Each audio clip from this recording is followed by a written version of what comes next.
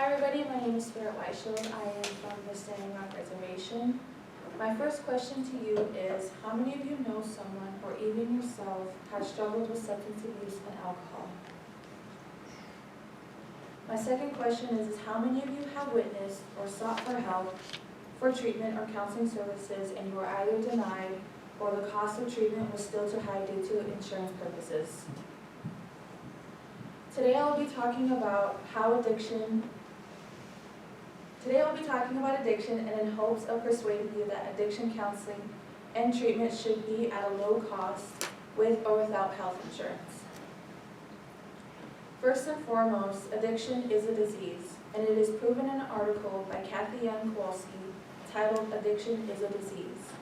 Kowalski states that addiction changes the brain and that experts have defined addiction as a condition, and that condition is a constant need to use. Addiction can happen with or without physical dependence, but people who are physically dependent on substances will become ill when they stop taking substances. Substances trigger a flood of dopamine in parts of the brain, and then over time, the brain gets used to those higher levels, making it difficult to stop entirely.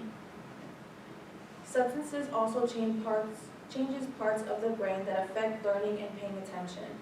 The addiction process changes how the circuits work and eventually erode away the ability to say no. Bill Wilson, the co-founder of Alcoholics Anonymous, and the Dr. William Silkworth, states that alcoholism is a chronic disease and that we have this allergy to alcohol or drugs, meaning that when we drink or use, we cannot stop and have lost the power of choice. In another article titled Alcoholism and Drug Abuse Weekly by Lewis A. Thomas, a PhD, and Charles O'Brien, a MHD, find that alcohol and drug addiction closely resembles other chronic diseases such as diabetes, hypertension, and asthma.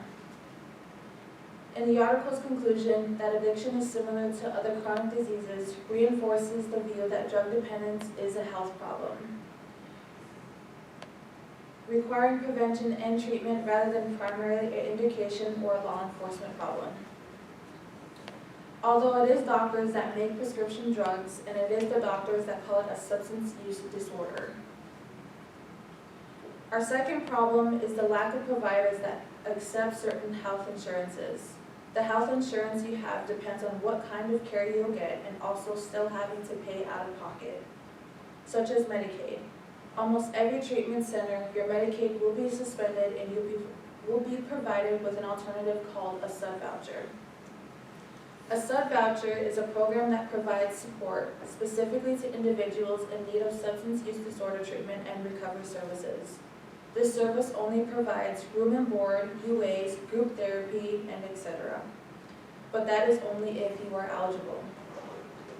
To be eligible, you have to have an annual income of no greater of 200% of federal poverty guidelines. Basically means that you have to be homeless and no income. The cost to cover treatment have to meet specific conditions related to third-party payment resources. Keep in mind the average cost for an inpatient treatment services for just 30 days is between $5,000 to $20,000. And for 60 to 90 days is between $12,000 to $60,000. The average cost for outpatient services for 30 days is between $1,400 and $10,000. This would be about $500 to $75 a day. If you are a person or know of someone who is seeking for help with health insurance or not, and with that short of time, how is that possible for just wanting help? Our third problem is doctors. And I'm not saying that all doctors are bad, but it is them who are prescribing drugs to citizens, such as hydrocodones, oxycodones, Adderall, and the most addictive and powerful prescribed drug there is fentanyl and morphine. It is those drugs that have inspired the dirty drugs such as meth, cocaine, and heroin. Understanding, yes, that these prescribed drugs are to help manage pain such as broken bones, chronic pain, and cancer. But what happens when the physical and outer body heals? The body is used to those higher levels of dopamine and leads to addiction and dependence on substances. Our last problem, and it may be a touchy subject to some, but addiction leads to overdoses. Over 96,700 people die from drug overdoses in a year. and opiates are a factor of 7 out of 10 of those overdoses. Since 2010 to 2019, there was reported 71,130 deaths due to overdoses in the U.S. In 2020, that number has increased by 30%. In January of 2021, drug overdoses exceeded homicides by 306%.